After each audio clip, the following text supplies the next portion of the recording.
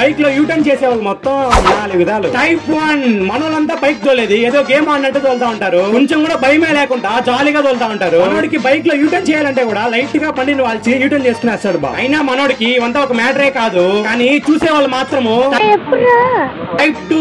మన టైప్ 2 చూడబోయేది ఇంకెవరో కాదు, ఉమెన్స్. అక్క వచ్చి రోడ్ లో యూటర్న్ చేస్తే కొంచెం డేంజరస్. కానీ అక్క కాదు, పక్కన ఉన్న వాళ్ళకి మొత్తానికి యూటర్న్ చేస్తానని పేరుతో రోడ్ లో ఉన్న వాళ్ళందరినీ చంపుతా ఉంటారు.